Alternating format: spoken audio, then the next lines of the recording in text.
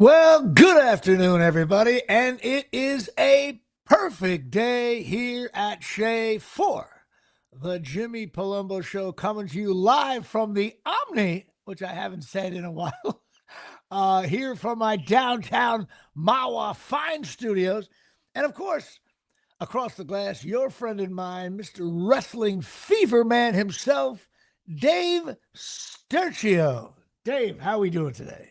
I'm good, man. Coming off a nice weekend with my wrestling event. Went off pretty well. Had a good time, good turnout. It was good, man. Now it's all signs and all roads lead to Martell's Tiki Bar. Martell's Tiki In Bar. July, but we got some downtime to relax, enjoy some baseball and the Knicks, and enjoy the finer things in life before I get stressed. The Knicks with their new head coach and their second round bounce out of the playoffs.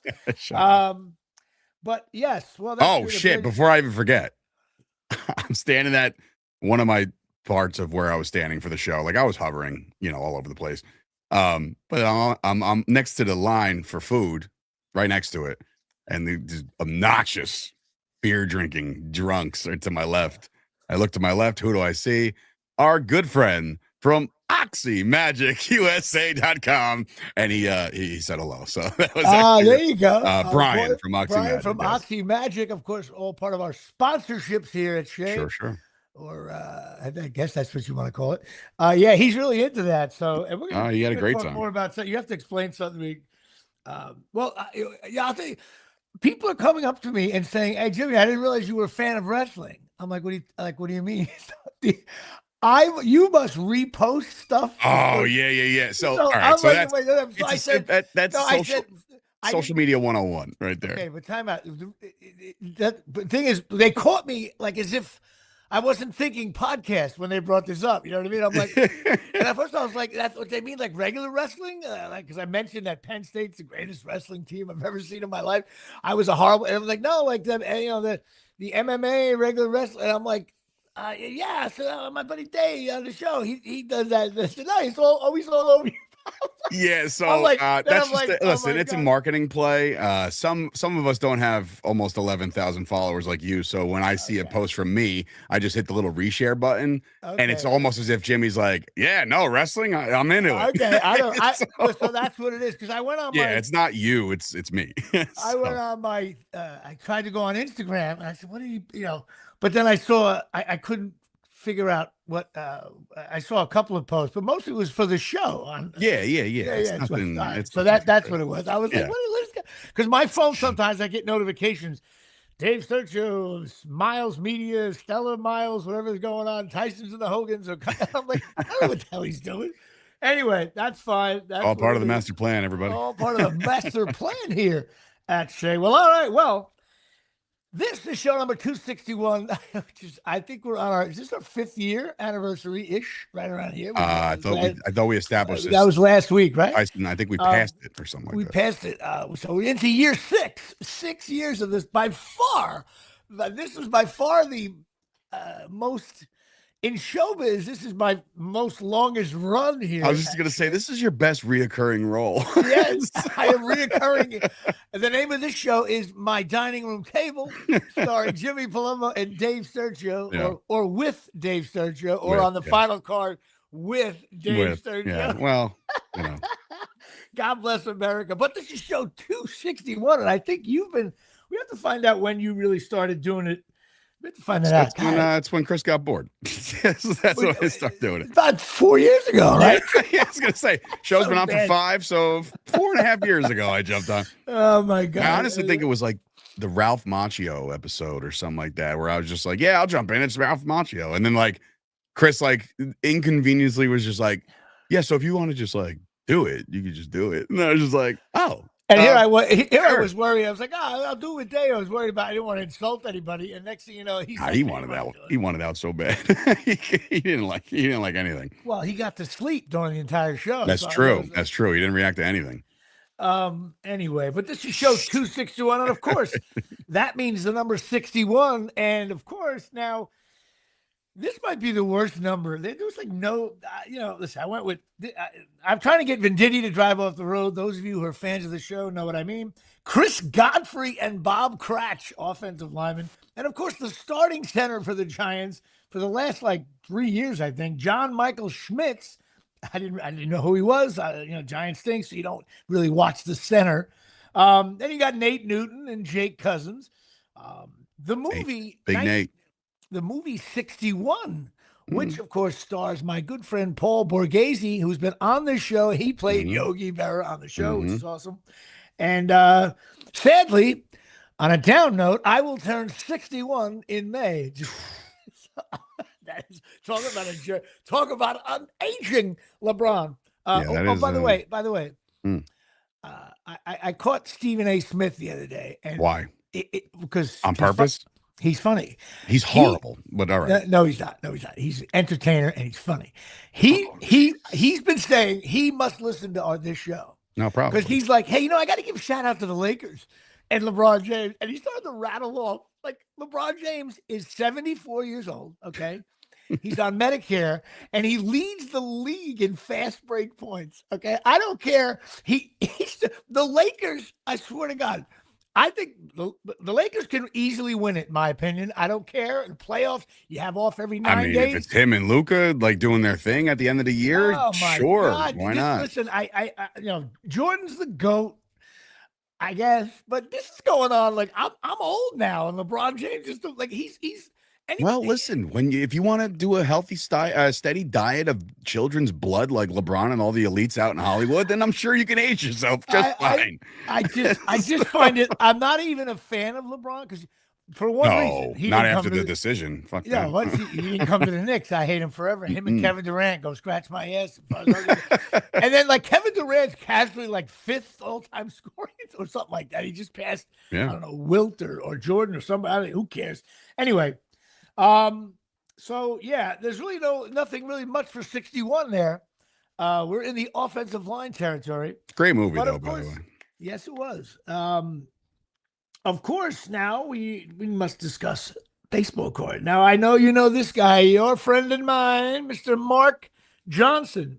Now the yellow pages still exist. There'd be 3 pages of Mark Johnson. Okay. Like, what are we doing here? First of all, I had to Google like baseball in the 90s. Like you had to be very specific when you're Googling him because there's like 25 athletes that are named Mark Johnson. Right.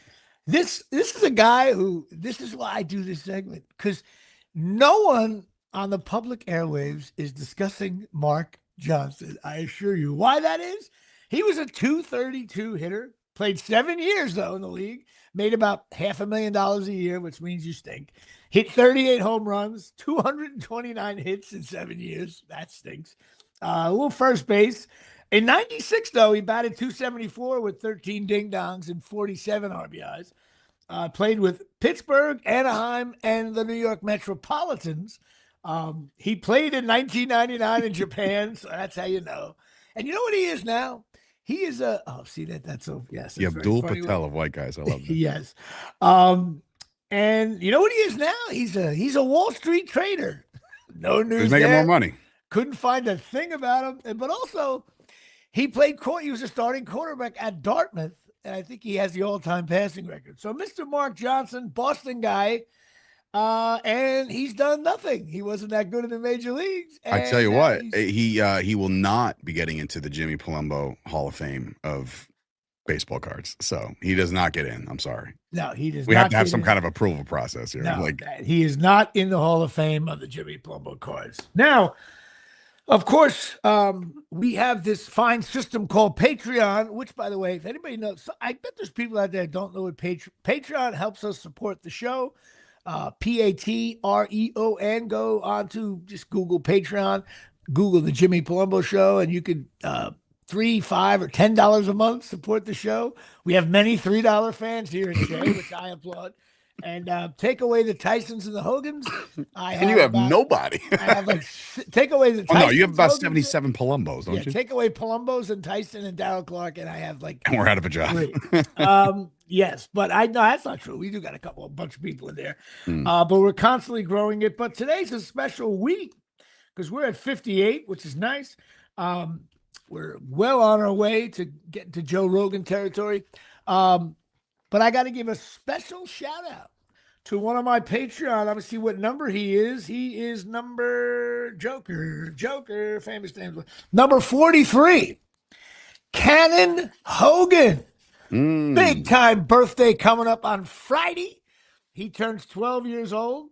Got to give a shout out to the Tysons and the Hogans, but also for Cannon for turning 12 years old. I was 12 in 1977 when Reggie hit the 3 home runs, so I can relate to that. I was 12 when the drought started for the Dallas Cowboys of Super Bowls. So that's why any 12-year-old birthday is important to us, because it means Reggie Jackson and Dave hasn't won the Super Bowl since. If you're turning 12, well, no, that's not true. What are you gonna do if the Cowboys ever win it? Oh my God! What if they lose in the bowl? Listen, if they get there and lose, that'll be pretty shitty. But I will say, I mean, if anybody considers me intolerable now when it comes to my takes on sports and stuff like that, you'll be out of your control. I'll probably go on a victory lap for about I don't know, a year, maybe a calendar year, every day. You don't want to know me. I don't know me if the Cowboys win the Super Bowl. I don't know what's better for the show. If they almost make the Super Bowl and lose on like a 90 fucking conference game. If they get to the conference championship, I'll be out of my mind. Maybe if they win the Super Bowl, Thank you, Johnny. it'll be better for the show. It'll be good for the Jersey Boys podcast. That's what it'll be good for. Yes, for sure. As we're on a little bit of an off-season break right now. But maybe if Rutgers goes 10-2 one year, it'll be just as exciting. That'd be a good bet. 10 wins or Dallas makes the Super Bowl. What do you honestly think the odds are for both? It's got to be shit. That's got to be. I mean, you can't bet that, but like that's got to be something. For Rutgers to go 10-2 would mean we'd have to beat like an Indiana or Ohio State in there somewhere. So that's not happening. Deal. Also, shout out to Brian Shevlin, Mike Shecky Lawler, and Lisa Lupo for 3. Mike DeMosi's wife. God bless America for rounding out my. Well, I also have to add one more, and I don't know if she's a Patreon member or not, but if she's not, she should. As I was logging and trying to get all your stuff set up, I believe I saw it was Robin Achani, whatever. Robin Achani? Yeah. It's her birthday today? Mm-hmm. Robin Achani. And I only know this because it just shows up on the right, so it's not like I'm digging or anything. It's right there. No, I get it. She's a high school friend of mine. Only reason why I know I was 4'9", 89 pounds in 9th grade is Robin was 4'10", and I think she was probably weighed more than me. All girls, though. And the funny thing is, Robin now is my age, and she is still 4'10". Of course, I got a little bit taller, a little bit fatter, and up until recently, anyways, how long that'll last. Can't wait to get on the diamond. But a shout out to Robin Achani, who turns, I guess I can't say her age on the air. We wouldn't do that at Shea, but if she's my age. I actually saw, I was looking up a stand-up comedian I'm going to go see at the end of April. I forget now. His name's remissing me. He was on like America's Got Talent. Funny dude, black dude, very funny. But he said, if you ask a woman's age and she responds with, a woman should never tell her age. She's too old. Yeah, I mean, I lost it on that. Well, look, you shouldn't ask a woman her age. I'm like, well, I'm not going to tell Robin's age, but I did say that I turned 61 in May. That's what I'm saying. If she went to high school with you, then yeah, we get do the math. We are at Shea with that, but happy birthday, Robin. Matter of fact, I got to give her a call. I haven't talked to her in a while. Well, I had an interesting evening here at Shea. Last night, I went to something that I've never been to. I went to a Broadway premiere, and they held it on a Monday night with my friend Jeff Cantor's understudying, and my friend Annie Haig is studying. Or what does that mean again? Understudying? Well, if someone can't do the show, you got to fill in. So you're the backup. Yeah, but you're backup, but you get paid every week and everything. But it's hard. Sometimes you got to back up 2 roles. You got to know them both. I would be so unbelievably horrific at that. Who came up with that name? Like, you just call the backup. Like, why is this got to be like, oh, there's an understudy? Like, no, probably. Man, you're the backup. You know why I'm guessing theater was around before backup quarterbacks. I mean, you were talking about Possibly. I mean, we were like, here we confirm are. or deny that, but We're live here in Greece in the year 5. We're throwing the javelin here, but he's hurt, and the backup javelin thrower here. And the understudy coming on in. It's wild, and I actually, it was weird. I knew like three of the understudies, but this was over at the Music Box Theater. We had a great dinner with Jeff's sister and husband, and Jeff's girlfriend Melissa was a doll. I was in like the full suit, the pinstripe. I was decked out, ready to go.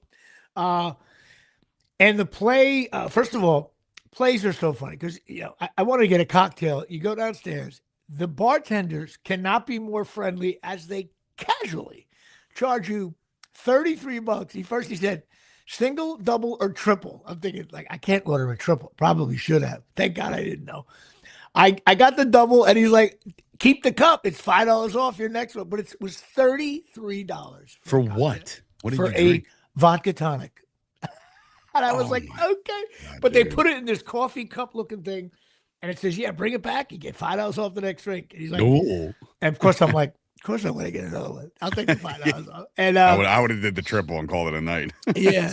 No, you know what? I figured that would be a better off at having, But I was in the mood to have a couple cocktails. And the play, first of all. What's it called? Giant? The play, there's so much. Sadly, maybe we'll have Jeff on, although I don't want to be a political show. The play is the guy, Roald Dahl, who wrote that Giant and the Big Peach thing. He wrote James and the Giant Peach. James and the Giant Peach. He wrote like Chitty Chitty Bang Bang 2. He wrote 2 James Bond movies, a prolific writer, a bunch of other books that your kids read are probably on your shelf now. But this play, on opening, this was like New York elite were at this thing. First of all, everyone was wearing an LSU jersey. Okay. Oh, yeah? I looked like a linebacker out of Hofstra in my 6th year. Okay. I was just like, I have to guard her. I was going to hit her at the line if we don't get a pass. You got a 5-yard buffer. Yeah, I just got to shuck her at the line, see what happens. But I did get to see someone I really haven't seen in a long time. My daughter on Katie Keene, Julia Chan, who is absolutely beautiful. She was pregnant at the time. Her kid's like 5 years old now. She comes walking by me, and I said, hey. People were like, everybody was looking to see who's who, Of course, I look like an oil painting, so I'm just walking around, and I said, hey, what's going on? She looks at me, she goes, oh, she gives me like a big hug, and I see people watching, like, oh, who's that guy hugging Julia? I'm like, hey, what's going on? We chatted for like 2 minutes. She goes, I'm really looking forward to seeing this play. I'm like, I'm glad you're doing well. She was like, oh. Then she's like, you're looking real good. You lost weight. I'm like, for 3, got it. Of course, she's happily married at Jay. Well, that would also ensue that she's like, oh, last time I saw you were fucking fat. Yeah, she's called me fat. And the funny thing is, I was playing her father, which, by the way, nothing against her, but I guess technically she could be my daughter, but I'm just saying, it was a little bit more of. She's got to be at least 42. No, well, yeah, I guess so. But first of all, she looks 25 years old. Deep speed, if you ask me. And she got the British accent. She's a doll. But there was some other like models walking around. It was like some of them were just calling for the ball with 10 seconds to go. Just post it up. Yeah, I was like, here we go. But then the play at the intermission, of course, I got another cocktail. The lines for the bathroom were crazy. I was able to get a drink and go to the bathroom, but I was just people watching, and there was all kinds of stars there. A lot of Broadway people, probably like the lead in all these big shows. And there I am walking around.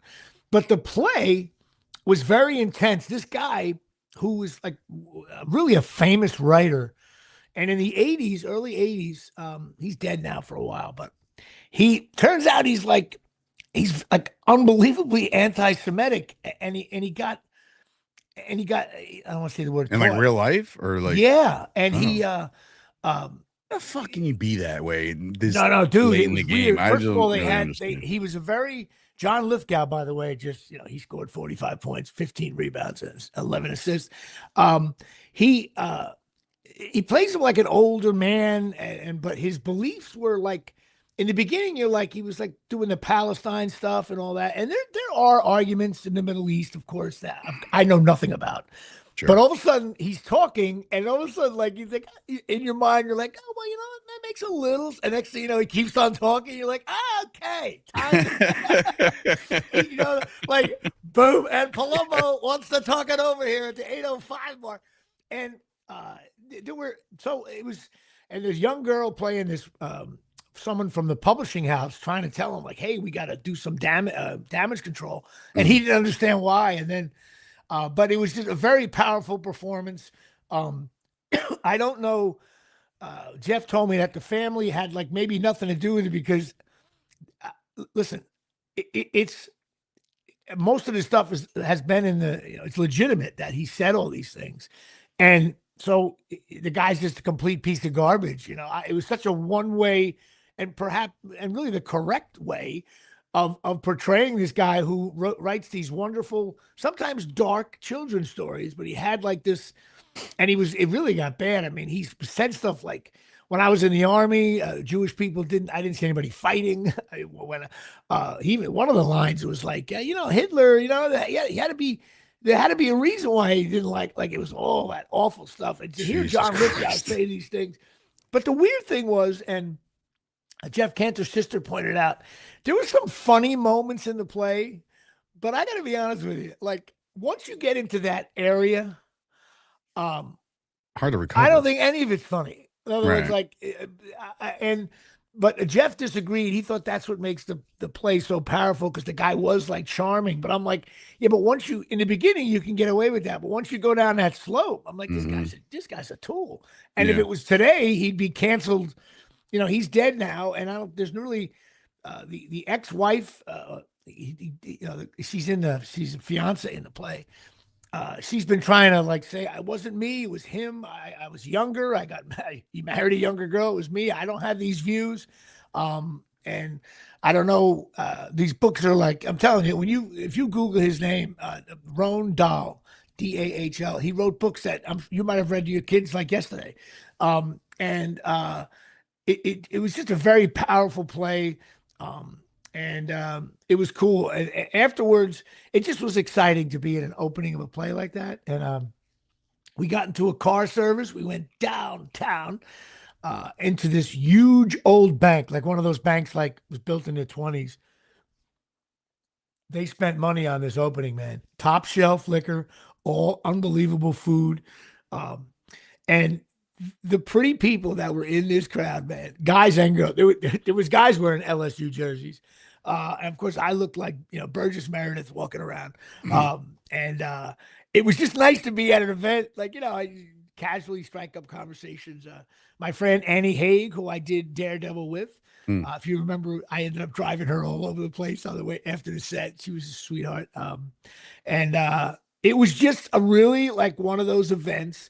And of course, I was drinking vodka tonics like they were like grape juice. And so I started, oh, Jimmy, slow it down a little bit. You know, you're only Start talking about my left foot again or some yeah, shit. well, it's like, you know, four innings, 81 pitches. We would go to the fifth. But it was great. You know, it was a powerful play.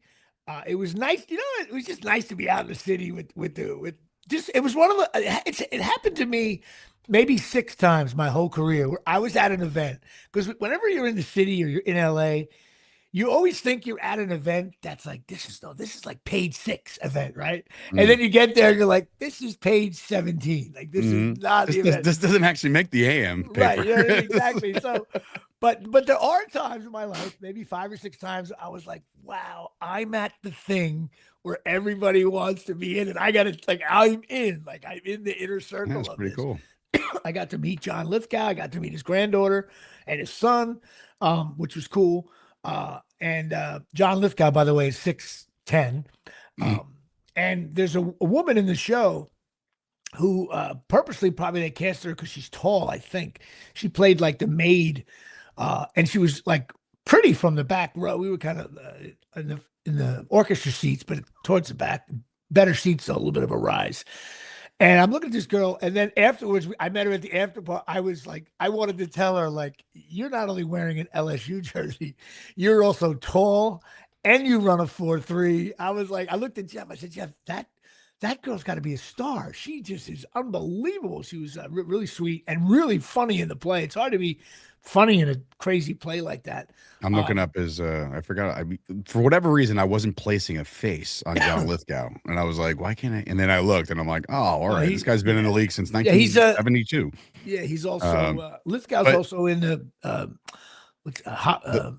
Potter, Harry Potter stuff, and he's got I know, but I just also want to say that along with shows like what the hell was that show? That 70s show, right? This guy was in Third Rock from the Sun. Yep. All those shows are horrific. I'm sorry. Like I never watched never understood the appeal behind a lot of these shows. Those two in specific. Right, but he's also been in a million plays. And people look at me sideways when I say I never liked any Everybody Loves Raymond. Oh, you're wrong about that one. Well, now that I've given it a chance, I'm like, oh, this is fun. Dude, like now that you're married with kids, that show is so dead on. I'm more of a King of Queens guy, but it's the same shtick. It's like a crossover almost. Like it's the same. One's family, one sing, like one. Yeah, but no. It's different than that. It's like King of Queens is like Phil Simms. And Everybody Loves Raymond is another level, man. It's because you gotta watch. I just prefer one over the other. I just listen. Don't get me wrong. I think they're both funny. You know who I don't? You know who ruined that show for me? No bullshit. Like Ray's great. I love Ray. I think he's fucking fantastic. It's the older brother. Like you gotta talk like this the whole time. I'm like, you gotta. Well, like, I know what you mean, but dude, it's like an acquired taste, I guess. But he's the one that he's one of the things that Everybody Loves Raymond, and not him. He's such a key part. Listen, the veteran cast with that, and the wife, Patricia Heaton, just like. And what's his guy? Stiller was in it, right? Jerry Stiller? No. That was Everybody Loves Raymond. But the other one was, I don't know. Like I said, I think there was a lot of cross. There was the same same time frame, I think. No, Jerry Stiller was on King of Queens. Jerry Stiller was King of Queens. He was Arthur Spooner. Right. But I'm saying, I could have sworn. But the father, all right, so the father from Everybody Loves Raymond was really funny. The older guy. Yeah, he's from Young Frankenstein. His name is slipping me right now, embarrassingly. Yeah. No, that show, Everybody Loves Raymond, is a really wonderful show. And it's timeless. I think it still works today, as King of Queens works as well. But anyway, it was really, it was cool. This place, I took a cab home. The guy casually charged me like $50, which I didn't think we went far enough for $50. But I missed the old little counter thing. You see every. Oh, dude, you know what? Speaking of pricing, I gotta just sidebar real quick. My father went to my event on Saturday. So did Miles. So did Stella. So did my wife. And dude, my dad, being my dad, is always just like, "Hey, you want something from over here? The little merchandise stand over here." It wasn't a merchandise stand. It was a sponsor who came in called Pray For Us Clothing. Give them a shout, right? Really badass designs, like really cool stuff. But it's more like in the gothic area, right? Yeah, I know what you mean. So my son walks up and he's like, "I want that little doll." And I don't know maybe somebody can help me out. A Lulu Boo Boo or a Boo Boo Lulu. I don't know, some kind of new thing that is a craze. It's like a little stuffed animal. But it's not real. It was like a knockoff, and Stella pointed that out right away to make sure Miles didn't feel like he was inferior. But so my father goes, "Yeah, what do you want?" And he goes, "I want that." And it was like, I'm talking real size is this, like the size of this microphone, this little fucking thing. And he leans in, and asks the girl, how much? Right? She goes, 40. When my dad got real old school real quick, leaned in again. He goes, "I'm sorry, what?" $40. Because the wrestling event's happening. And he's like, "I'm sorry, 40? And I'm standing and I can hear him over the crowd. I'm like, oh, Dad's bitching about the pricing. It's like, this is great. Bottom line is, did he buy it? Oh, yeah, he bought it. But the problem was, after he bought it, Stella comes running up and she's like, "Grandpa, I want something." She grabs something that looks, she loves jewelry. So she grabs something that looks like the heart of the ocean from the Titanic. I'm like, if that was 40, that's going to be fucking 400. I was like, no, Stella, look at these cool stickers. I was like, they're 4 for $10. They're 4 for $10. And bro, I got to say, I won't speak anymore on the event, but I sat my family to the right, out of harm's way of all the mutants known as wrestling fans, right? I Yeah, texted my because wife. you definitely get. It's a rowdy crowd. It's and Right. a lot of them are really nice, but they just look. No, they're super nice, but they're very passionate, and they're like, "Don't get in my way," and blah blah blah. Right? And they think it's real. Well, some of them do, right? But which is another story for another day. But no, I'll go to an event and ruin that for some of them. Don't you say but just don't drop the F-bomb in front of anybody, especially former pro wrestlers. They'll kill you.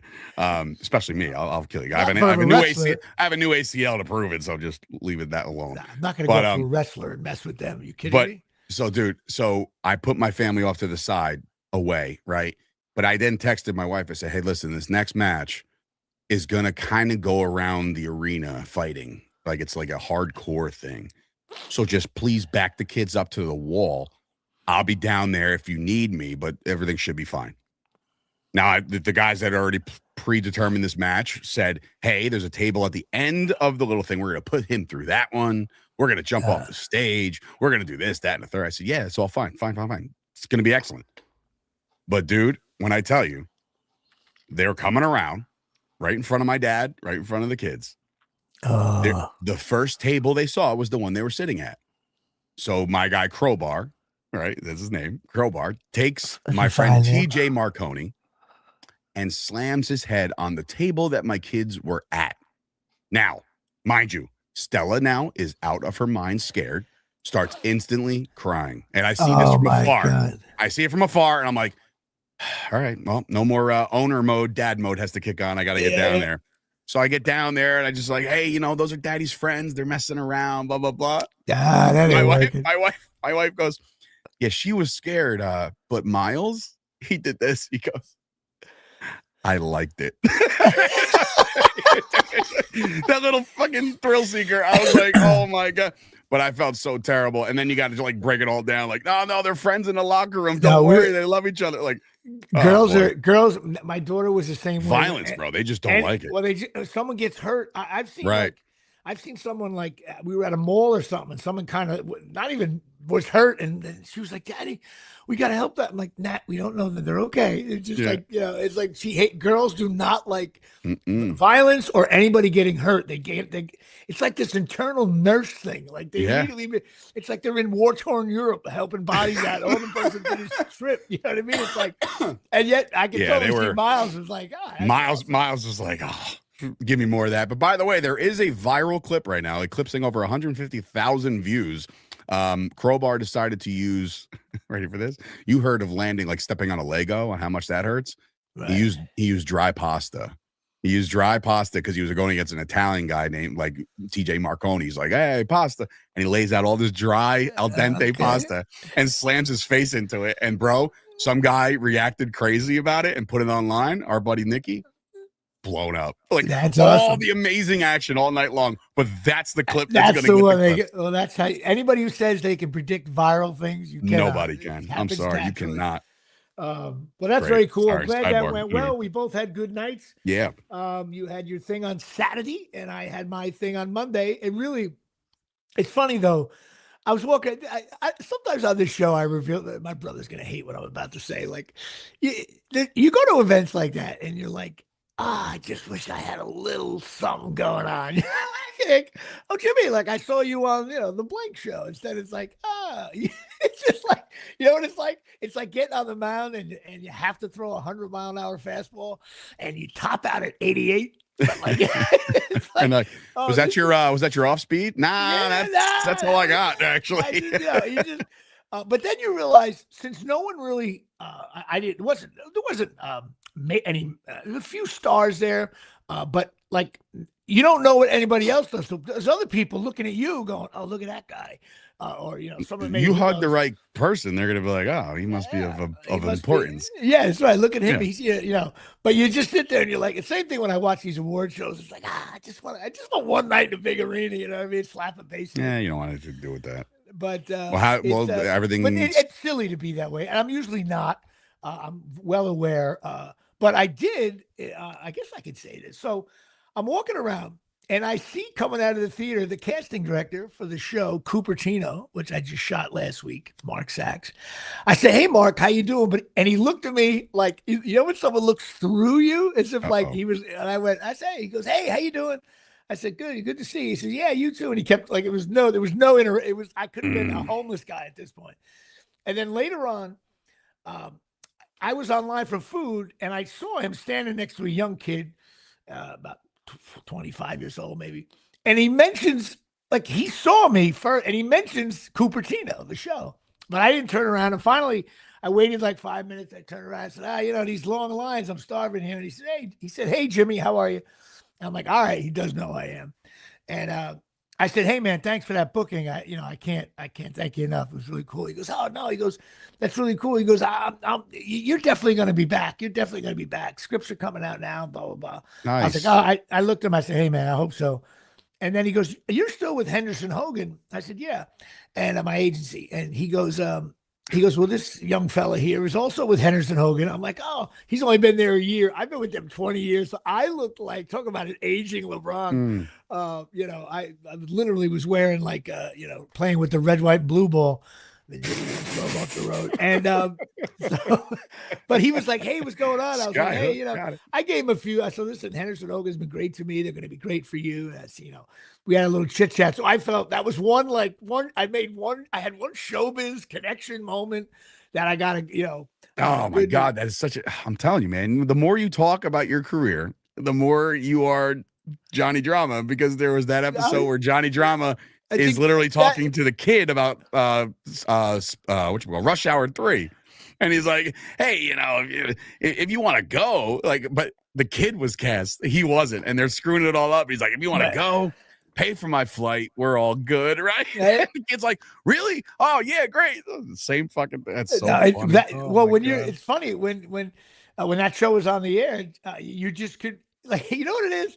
It's like you're at the end of it's like, I don't know, you're at the end of the bench, but like you play, but like you get like, you never take your windbreaking pants off. No, you get, breakaways. It's like being in the major leagues and you get like 80 at bats, but you're still on the roster. You know what I mean? But it's that's why when sometimes when you watch an award show and someone did come out of nowhere and wins an award, I love when they're like, hey, to all you people out there, like, I was down in the basement for years, and I think there is something to that, because like there's guys that have come on strong in the last couple of years, but they're older. It's we're missing the name.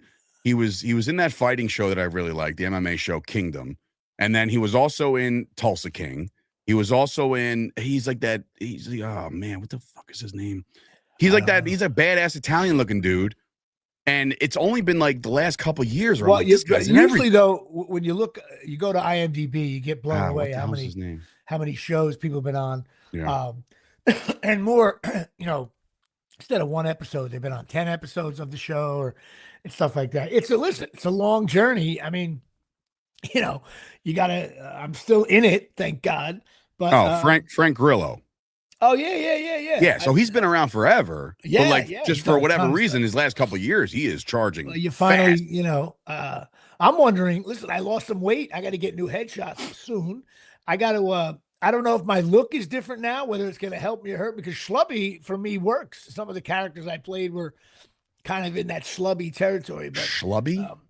A little overweight, don't have the hair, going gray, down by schlubby. I like that. Schlubby, I'm not calling for the ball with 10 seconds to go. It's just you're hanging around the wing. Right. Just like, I always say, I'm open if you need it. I'm right here. When someone hits the home run to win the game, I'm the guy leading off second. Forgets about that key walk to start the inning. and then a pass ball sends you to pass second. Ball, I get to second base. As soon as how'd he get there? Did he steal? Nah, the ball went fucking 3 feet over his head. And I even on the pass ball, I go past second, maybe like thinking about third. No shot. No, you do the whole like a little wiggle. Oh my God, it's so bad. And it hits the home run. I step on the home plate first. Thank God. So funny. There you go. Look it up. Hey, that'll do it here. But anyway, it was a fun event. It was really cool. What else? I also went to another fun event. It's a fun event day today. Sunday. I went to the Pearl River, New York St. Patty's Day parade. It's the second biggest parade besides New York in the area. Maybe even this thing was massive. Pearl River's a really cool blue collar town, very Irish, lots of bars, lots of good places to eat too. Cute little town in Pearl River, New York, and we parked like a mile away. I brought my daughter there, and all the high school kids go into this big field and they hang out. I was driving, so I ducked into one cool Irish pub, watched a little bit of the game, had a drink, went outside, did the civic duty, watching it. But this thing, dude, it was like this thing went on for miles, man. It was like where was this? Pearl River, New York. Is that like upstate or some shit? Or? Yeah, it's by it's just over the border of New York by kind of it's hard to describe where it is. Just over the Jersey border, past Montvale. All right, so you're not too far. Okay, not too. It's about 25 minutes away, and it was a good time though. You don't realize when you're at these parades how many civic organizations there are in towns, man. They're like, it's the Garden Club, and they walk by. Then it's like the Veterans Committee, this, that, the other town. Nobody like, gives a shit club, and they're like, hey. Oh, the Irish dancer thing, and they want dancing, and they walk by. Then it's like all these you got to read the thing. What society is that? What is going on there? But speaking of dance, Stella got all fucking 8 of her costumes that she needed. Oh, you are in the middle. Why does this get so expensive? Please, anybody donate to Patreon. Yeah, Patreon, or just I'll shoot you my Venmo. You can help fucking pay for her. Help out, dude, so I can pay Dave. This one's for acro. This one's for jazz. This one's for hip hop. This one's for this. I'm like, I mean, look, don't get me wrong. It's adorable. But every one of them. Dave, you know what you sound like right now? You sound like a rookie NBA player. And at a shoot around saying, hey, Jimmy, season's much longer than college. 3-point line's a little farther. Really? It's a little longer the season. Yeah, I'm in my 51st year. No, dude, I'm not ready for this. Natalie has a competition this weekend in Edgewater, New Jersey. I have to get Stella to one of her competitions. There's one down by you. You have to go down there if you can. Yeah, for sure. She'll get a kick out of Natalie. All right, so we're all in this together, guys. Oh, it's brutal. We all unite together. Yeah, I'm the young buck, but then comes to this shit. But man, oh man, it's every month. It's like a different fucking thing that comes out of the bank account. I'm like, hey, what is this for? Hey, what's this for? And then on top of that, they want you to travel for these competitions, which is cool. You get away with the kid. And we blocked off rooms. Where? At the Crystal Springs. Oh, dude, Crystal Springs. I was like, it's like $650 a night. What the fuck are we doing? Dude, I'm telling you, and you won't be able to say no to your daughter. Oh, I already said no. I said we'll go to a fucking Airbnb. I'm not. No. Holding. Don't you? We got pressing a foul, giving them the business. No, you know what? Here's what happens, man. Here's what happens. But that everyone, Cindy and Karen and Louis, they're all staying at the Vada and the Vada. And then you have to go because you have to be with your daughter until you're only out as if Miles is playing a sport. And then what happens is you think like, oh, I don't have to go to the dance competition. But then she's like, Dad, you're not going. And then you're like, well, I'll run over there. And I'll send Miles with my buddy to the game because they have to warm up for a little bit. Listen, nothing says love. Her first competition's coming up, and nothing says love. It lands on the weekend of WrestleMania. So, I mean. Okay, but there's always time to, listen, you got to go. I mean, of course I'm going. Yeah, you got to go. And, somebody asked me, like, are you going out to Vegas for Mania week? And I'm like, nah, this is how you know. It's like, I'm starting to turn that corner of 40. Like, you going out, man? There's like a million things to do all week. I'm like, yeah, no, my daughter's dancing. Yeah, that's it. That's all you got. That's all I'm doing. All you got to do is say, my daughter has a dance competition. I'm out. But not only that, the person just goes like, this guy's wife's over. All right. The fun. Yeah, that fun's gone. It's like, it's almost like telling someone you're on chemo. Like, okay, no, you don't have to go. You don't have to go. I get it. But you know what? Then you start. First of all, you're such an ass. I can't wait. You're gonna wait till you think your daughter's dance is really good, and some other dance group from Manalapan comes in. And by the way, it doesn't go gold, silver, and bronze. You know that, right? No, I don't know anything. Okay, wait till you hear double platinum plus. They have all. Oh no, I've heard the name at her recitals when they go over the Rolodex of the things they won. I'm like, how many? I didn't know they made 9th place trophies. You know what I mean? Like, what is this shit? And wait till it happens when your daughter's dance comes in 5th, and you actually watch them all. You're gonna be like, what? Like, you're totally going to be like, and then you realize that. Yeah, Like, fat girl with a peg leg back. You're gonna be You tell me she won. or if someone screws up, like someone trips in your daughter's dance, but your daughter does, you're like, well, they would have won it, but what's her name over there? And you always got to watch. You got to watch what you say, because right behind you is that lady, is that person's father, yeah, or grandfather, and it's like, yeah, there were a couple times I was like, wow, but then all of a sudden you get to judge your own daughter's dance, and you're like, oh, my daughter's doing well, but this dance stinks. Like you're such a judge. You don't understand. It's My awful. journey to this started way longer ago than nobody even understands. Because my mother was a cheerleading coach for the Bearcats, so she dragged my ass to all these 14-hour competitions that I used to have to go sit through. So I know the long game, right? But yeah, it's another world when it's your daughter, and it's like. Stella's done that already, though. Like, she had a recital, which you're not judged on. That was like 2 years ago. Wait. And she literally got. I said, Stella, you did so good, man. You remembered all your parts. She goes, yeah, but, and she listed. I forget the girl's name. She goes, yeah, but this one, she like screwed up my flow, and I was like, I know you're like, you don't know what to say. And they're like, oh, go get her fodder. Go get her fodder. I'll talk to him. Here's the worst. If for some reason your daughter comes off the stage and she's crying. And you don't know what is she hurt, or did her feelings get hurt, or did someone's leg kick her and she thought she screwed up the dances, all this stuff. So and you should do this. My one advice: when these competitions aren't jammed like a recital, there's people coming and going. Because when your daughter's not dancing, you're out of there in the back. Why sit there and watch anybody else? I always find out what door they come out of off the stage. Okay. In the lobby.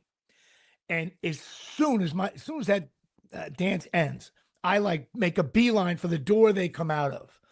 And I want to see my daughter's face. If she's smiling and happy and giggling with the girls, they're okay. If she has the look of death on her, I find it, maybe this is just me being a dad thing. It's like, I should be like, I want to be the first person when she's sad about something. I want to make it better. That's so funny. That's so funny you say that. Try to be there. You got to, even though you can't go backstage because the girls are getting dressed and all that. Yeah. You got to see her first, and then you'll know. You go back and tell you what, she's all right. She's all right. Well, that's funny, because when she was at the show on Saturday, when things got scary, there's like a new thing going on now with her. My wife told her, whenever you get scared at something, look for Dad wherever he is and look at his face. If he's smiling, laughing while these things are happening, that's a good one. All good. But if Daddy looks like he's pissed off or concerned, then there's reason to be like, oh, all right, what the hell's going on around here? But most of the time, even when the guys are getting thrown all over the place, I'm just like, I react with it sometimes. I'm like, ooh, yeah, right. But I'll also I'll laugh when something is accomplished, right? And that's what she started. But listen, that's gonna only last because you're in that business. Eventually, your daughter's going to be as knowledledgeable about this. I know. She's going to know this is all. She met two of her favorites. She had to share herself a bowl. Well, by the way, that's also a very funny conversation, because this girl, Rachel Lee, I consider, Deep Speed, right? She reminds me, this girl, Rachel, reminds me of the daughter from Landman, honestly, right? Oh, so she's got that kind of speed. So she was one of the wrestlers. She's a former, ready for this? You'll love this. Former Rutgers dancer. She went out to Texas, became a pro wrestler. Now she's doing her thing, right? And I'm like, oh, good. So we met. I don't even know. I think she just sent me a DM. Hey, this is my name, looking for new opportunities. Blah blah blah. I was like, I looked her up, and I'm like, can't hurt. You never know. Plus Rutgers, we got to talk about Rutgers a little bit. So then she does it. By the way, when she was in school, they stunk then too. Yeah, that's how you open up every conversation. Well, yeah. So she performed. She did a great job. But then my daughter's like, I get a text. Hey, Stella wants to meet that girl Rachel too, and I was like, great. So then I go to the locker room. I'm like, she don't even know I have a daughter in the crowd. I'm like, hey Rachel, come here. She's like, hey, is everything all right? The match went okay? I was like, I need you to go upstairs to your table. She goes, oh, why is somebody looking for me? I was like, you got to take a picture of my daughter. She's like, yes, oh, and I was like, yeah, she likes the whole idea that you danced and now you're a wrestler and that she's really looking up to you. But imagine me. And then I'm like, you got to take a picture. And then of course a couple of the boys were like, Dave, just tell her that you want to take a picture with her. I know. Like, no. This is for Stella. I swear to God. It's hilarious. And you're looking for the speed. That's Yeah. so great. Super talented though, for real. So it was definitely an eventful Friday to Monday at Shea. Remember when we were supposed to talk about all the things that I put in the thumbnail, like Yankees and NCAA? Well, we're going to get there in a speed wrap. First of all, NCAA tournament. I read something today. I forget where. It might have been on ESPN. They're saying because of NIL, all the mid majors, anybody who's good in a mid major, they transfer to a Power Five. So they're saying there's been last 2 years, there's very few Cinderella, like a mid-major that comes out of Florida nowhere. got knocked off the other night by Iowa. That was good. But Iowa's also a Power Five, and Iowa's never another team that never stinks in any sport. And they've never been to the Sweet 16? Is that true? How is that true? Could that be true? God, that coach. I'm just saying because that's got to be crazy. I heard that when they beat Florida, I'm pretty sure it's their first trip to the Sweet 16 ever. It's got to be wrong. I feel like that's wrong, but wrong. I don't know, man. Maybe it's been like 20 years. I don't know.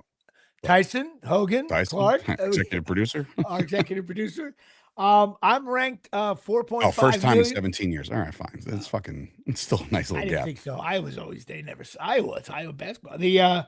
I'm ranked 4.5 million in the ESPN poll. I'm also 10th in the Palumbo poll, but my only chance of winning it is if you're in brackets. Yeah, I missed out. My this family. Year, I'll get you in the family pool next year. I got Michigan State winning it, which is that's a rough pick, but no one else picked them in the family pool. Everybody went with UConn and Florida, so I got to. If Michigan State does well, I just don't think they can score. I obviously don't have a dog in the race, but nothing will make me happier than to see the Johnnies knock off Duke. By the way, that's coming up. I think tonight. But you know what? I'm a jerk, and I admit it. I have nothing against St. John's. Rick Pitino. But you know what? I'm a Rutgers fan, okay?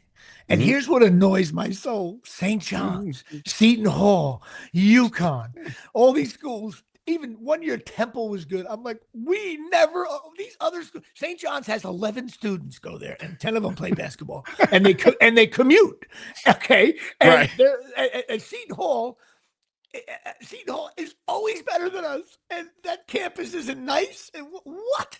And I swear to God, if I was the AD of Rutgers, I'd be like, listen, if you're not better than Seton Hall in 3 years, you're out. Like that would be. I don't care about NCAA. So Seton, you got to be cutthroat, man. It's because the money's not going to file in like it does for other schools. And then Rick Pitino has cheated everywhere he's gone. He cheated. He ain't trying. Oh well, I don't know about that. Now he's got the NIL money there. Now they got kids all over. But no, that certainly was a cool game. That running one-hander at the end of the game. How about the Vanderbilt game? The kid missed that shot in and out. Oh my God! Your heart bleeds for these kids. Yeah, I mean, I know he's probably making 1.2, but it's like still. Yeah, you know what it is? Your heart bleeds, but for not as long. You're like, guy's making $500,000. You'll be all right, kid. Just get back in your Corvette and get the hell out of here. Come on my podcast when we almost get another Patreon. You know what I mean? But yeah, I'm enjoying it. I guess. Who do I got here in the Sweet 16 this weekend? I got. I have Duke beating St. John's. Did you have St. John's and Duke playing each other? No, I have. What do I got here? No, I had Kansas beating them, so I screwed up that. Who else? We got. I got Houston's going to beat Illinois. I got Iowa State beating Tennessee. That could happen. I got Michigan winning. You know what team? Okay, this is really what I'll talk about. Here's the team I will never pick again outside of the first round at the Gonzaga. Oh, I nailed it. Dude, let me tell you something. A couple of years back, maybe it's longer than I think, they had that one team there, and they were like the exciting thing. So I'm like, for some reason, they're not a team I would normally. That's probably when I bought the Gonzaga hat that I had when I was like in 2003. It was like Morrison and like a couple white kids. You're like, oh, look at these guys. if you go to ChatGPT and type the word fraud in, the first thing you see is a Gonzaga hat. Okay, this team, they stink. A matter of fact, I'm watching the game and I'm like, you know what? If Gonzaga came to the rack, Rutgers wins by 8, and we stink. That team stinks. You think Rutgers beats Gonzaga? Oh, Gonzaga stinks. I Oh don't my care what God. anybody says. I am so sick of Gonzaga. They suck. They always lose. They always get beat. Makes me sick. I mean, yeah. I mean, they haven't won. I can't stand them. I'll never awful. And then anyway, I didn't want to. So anyway, that's that. In other news, well, first of all, was that the year, Will, or was I just guessing? Because if I nailed 2003, then I'm gonna fucking take a victory lap on that one. Because I feel like I was like a senior or junior in high school. They suck. Gonzaga sucks. Now, to all you bracket busters out there, anybody on FanDuel, the rest of you, I'm going to do a deep dive, find out who they played this year. They stink. Aggravated at that. But of course, you know what, Dave? I'll tell you one thing. I guarantee you. See this coming. I guarantee you that every member of the Gonzaga basketball program has filthy carpet. I knew it. And you saw that coming. And they should all go to Oxy Magic USA. That's right. OXY Magic USA, the fine carpet cleaning services. They will clean Gonzaga's carpets and the coaches' carpets. It's college. All right. But Oxy Magic USA, drying time is cool, all clean, EPA safer choices. And I think we have a video, do we, Dave? Oh, shit, yeah. Well, why not we bring up my good friend who's in the beer line here, Brian. I'm Brian from Oxy Magic, and I'm cleaning your filthy carpets. Yeah, they do a great job. So go to oxymagiciusa.com here from the Omni.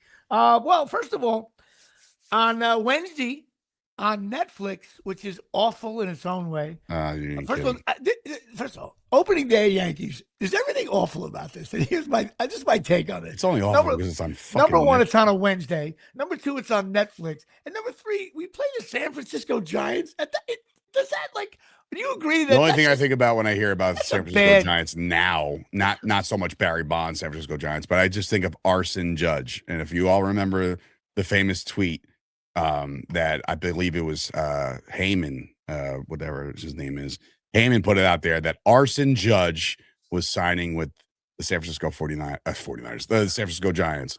And it was a typo, and he got the whole story wrong. And Aaron Judge wound up signing with the Yankees with his long-term deal. But Arson Judge definitely is still a member of the San Francisco Giants. Oh, my God. Please. It's just a bad opening day. And then it's an odd one. It's like, how many times you play the Giants? I was going to see if you were around, but you won't be, I don't think. We were going to go on the home opener weekend. The second game is a Saturday, April 4th, I think. But it's the Final Four. Oh, so a lot of people are going to watch about the Final Four. I mean, well, that's a lot of people do. They don't want to go, but it's a Saturday. Yankee projected lineup: Grisham, Judge, Bellinger, the best player, Giancarlo Stanton, Chaz Chisholm, either Rice or Goldschmidt, Austin, Jose Caballero, part of the Hawthorne Caballeros. Then Diddy definitely drove off the road.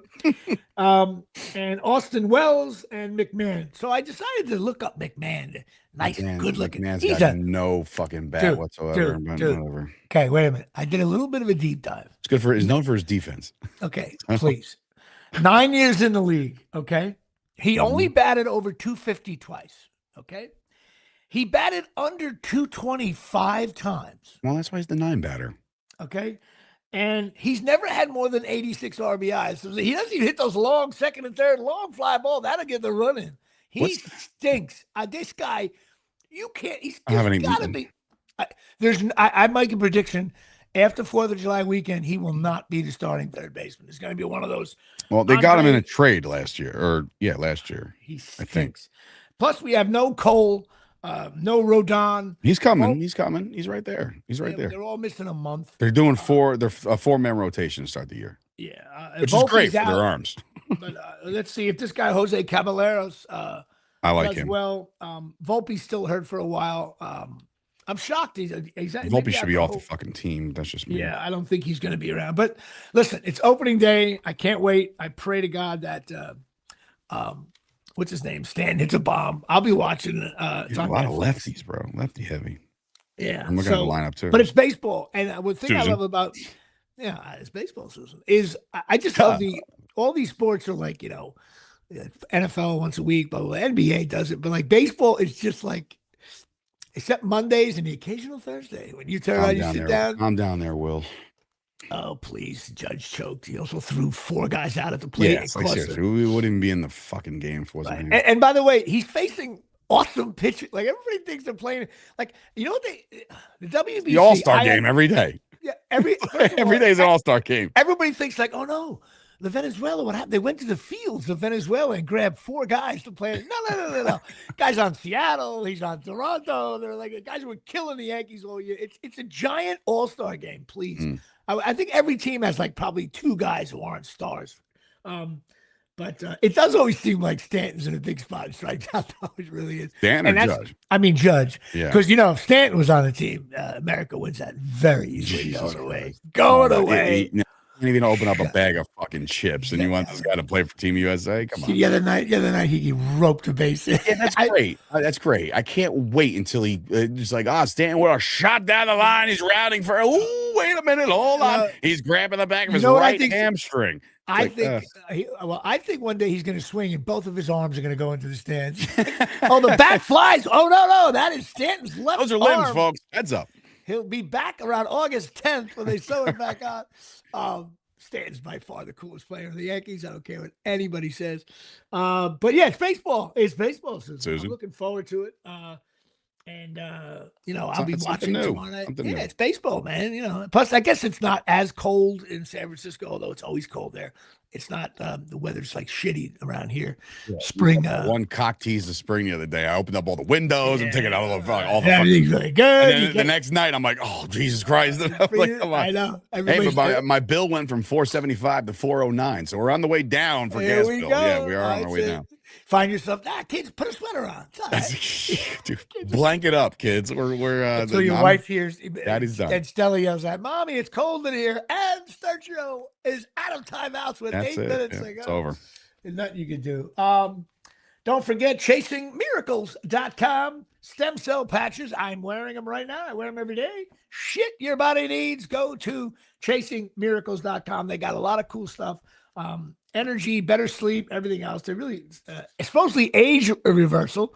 Of course, I look like an aging LeBron, but go to chasingmiracles.com and talk to Tommy and Donna. They're cool people. I guess we got to discuss the DTF show. Now, I thought this last episode was a little slow. It was. First of all, there was no. There was one moment that was the whole pool boy thing, and the guys in it.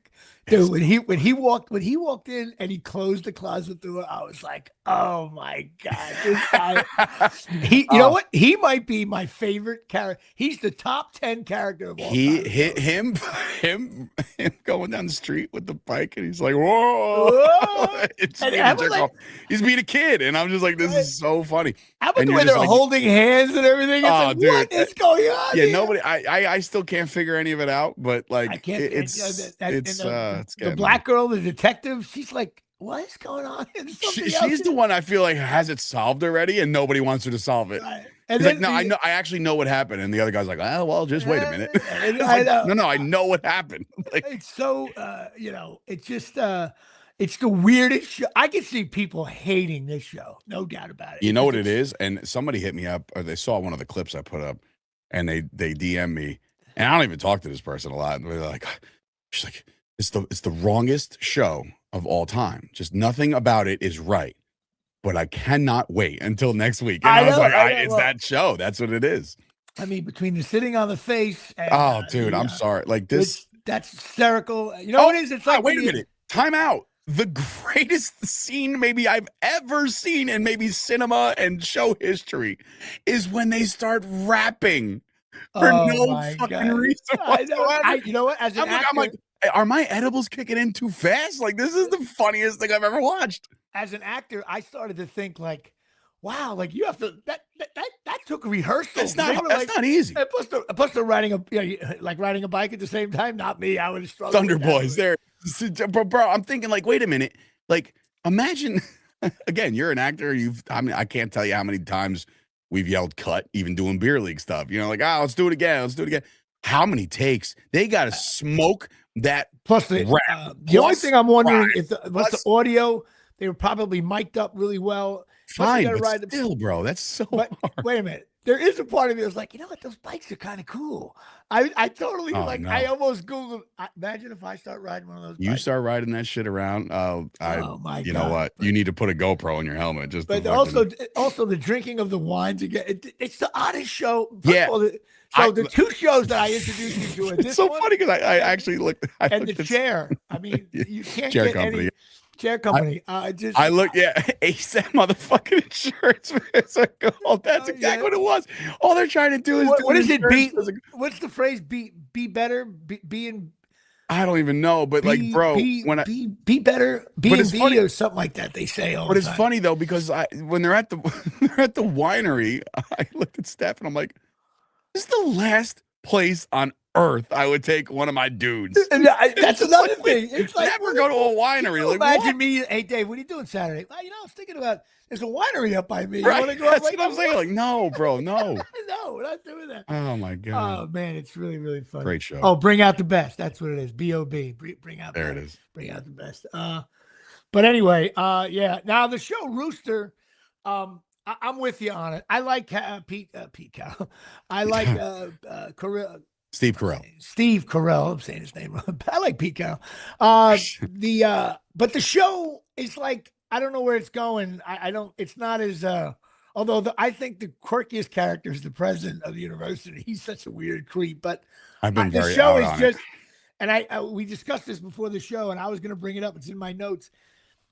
You come off a DTF and it goes right into Rooster. And it's almost like, to me, that's like watching the Final Four game and then a replay of a Rutgers game from 2 years ago. It's like, it's such a downer. It's like, where's the creep? And no one's sitting on anybody's face. Nobody's trying to peg anybody. Like, what's happening here? This is stupid. It's like, no one's getting laid. What is this here? No one died. We need death here. Right. What's going on? But I'll give the show a little more time. I kind of gave up on Marshall's Sunday night thing. The show Marshall's with Taylor Sheridan thing. To me, it's just a regular episodic thing. I was on it. I finally finished Victoria on Netflix because I'm a big fan of all that Crown and all those. You know what I started watching? I can watch that girl who plays Victoria, Queen Victoria, all day. She's beautiful. I started watching it last night. And I was kind of, on the gummy. So like some of it was registering, some of it wasn't. But it's a brand new documentary on Netflix. It's called like masculinity or some kind of I didn't see that. Oh shit, dude! It's like it comes up pretty quick on like the hey, check this out kind of deal. And it's just about these guys that are just complete bags of shit towards women. And it's just like the one guy's doing a documentary about it. Those shows annoy me after a while. Oh, bro. I was like, I want to punch the Christ out of these guys. I don't even know who they are. I was like, these guys are complete shit. Like, they're unbelievably horrible. And I can't think of the name of it. That's definitely a sign of maturity. I can remember when I was around 30 and a guy would be talking about his girlfriend or a girl. And then all of a sudden you're like, hey, dude, like, you've been dating her for a year. Like, break up with her, man. Like, you become like, they're like, well, no, bro. It's like I know the family of that. Like I can't even look her in the eye, knowing what you did last weekend in our shore. Right. It gets like it's like when you're 20s, everybody's just like grab, you just get as much as you can, I guess. But you get older, you're like, yeah, dude, you're gonna go Christmas Eve at our house now. I don't like this at all. I want to talk. Why does that happen? Like, what's happening there? Like, is it serious or? Really, I know it's a weird thing. Is he like her? But he didn't seem. That's a sign of maturity. Well, all right. Don't forget your friend and mine, Absolute Eyewear, 42 Main Street, Woodbridge, New Jersey, 732-326-3937. Switch it up. The back door. I like that back door cover. They got all kinds of glasses. Charles Oakley hangs out there. Go check it out. Absolute Eyewear, your friend and mine, my favorite and best opticians ever. And shout out to Jay Bird. She listens to the show regularly, usually a day later, but Thursdays I think she tunes in. Yes, she does. So that's about it. We had some other things to talk about, but when is the NFL draft, by the way? Next month. Oh, we still got next month. No, I think it's in May, actually. It's in May. Oh, you got a whole nother month to wait. I think. Yeah, I didn't. I don't saw know, some. dude. I said it the other day, and it was actually kind of like upsetting to me. Was that like the NCAA tournament's going on, baseball's coming up, the Knicks just won 6 straight, like all this really cool sports things are happening around me, and the Cowboys obviously have all the the free agency just passed, and it's just like I've been all right, last week in April, I've been so out of the loop with my sports that it's like depressing me. I'm like, yo, Dave, get like a less of a grip on business for a second, like step back and enjoy shit. Because like all of a sudden I'm like I'm missing out on some of this stuff, and I'm like, wait, how the fuck are we in the Sweet 16? When the tournament start? I was like, wait a minute, hold on. It's very depressing. You get and you're just getting on this roller coaster. Man. I know. So next you're gonna be like, what are they? The tournament is a 64 team. Like you get like the when they were the 66. When they're 66. The worst is when there's a rule change. A buddy of mine. A buddy of mine fell asleep on the NFL a couple years back. He's like, dude, what's with the kickoff? What happened over there? Because I did the same thing the first game I watched. I knew they did it. I knew they made a change, but I was watching. I'm like, why is everybody freeze? What is it? Yeah, nobody's allowed to move. What's happening here? You're gonna get to the point where you're gonna. Yeah, man. How many teams make them? That's another key one. So there's like 4 wild cards. Is this play-in tournament? Play-in? What is that? What do you mean play-in? Like, it's like my team is. But 6 I'm telling you, man, there's nothing worse than that because I mean, dude, for the first couple of years of my business, that's all we did. Right. I knew everything about everything, and now I'm like shifting things, and there's new opportunities over here, and there's business over there, and I'm like, all I want to do is watch some fucking sports, and I haven't been able to do it. And then you can't find the fucking. Now I sound like I'm 75 fucking years old, but like you can't find anything. I'm like, playing. Where? The Rangers are on. Oh, but they suck. But I'll tune them in. And then you have to find True TV. That's what I'm saying. I don't have any of this fucking thing. So now I'm on HBO Max streaming a game of the NCAA tournament. I'm like, when did that happen? Like, I'm just so old, bro. I know it happens. So bad. You lose your mind. But listen, that is the conclusion of our program. I gotta go. My daughter anyway. So. Yeah, me too. I gotta help a buddy out. So that'll do it here. All right. Thanks for tuning in, everybody, and I'll see you next week. Hopefully, the Yankees will be 5-0 by the time we the over and under. I can't wait till next week's episode. If we lose a couple games, like they stink. By the time we do the show, matter of fact, we may not be able to do the show Tuesday. We might have to do it Wednesday. I'm going to check out a school for my daughter. I will let you know that very soon. Thanks. I'm giving you a week's notice. All right. Well, we can't bump one of your podcasts. Not me. I barely host any podcasts. It's this one and the fucking wrestling one. That's all I got. I have to produce a bunch. And the Cosmos are coming. And let me tell you something. That podcast is rocking and rolling right now. My mother successfully had her dance routine, and then she got her knee replaced 2 days later. So God bless America. Now she's struggling with that. She's like, the pain meds aren't working. I'm like, oh God, you're the worst fucking. So take her to that place in Patterson. You go for those things you put in your body. Mom, have some of this underground nutrition. All right, everybody. She's gonna say, hey, I don't feel anything. Yes, it's weird. I'm recovered. I can cheerlead again. This is great. Yeah, going skiing. Oh God. All right. Right. Good night, everybody. Good night.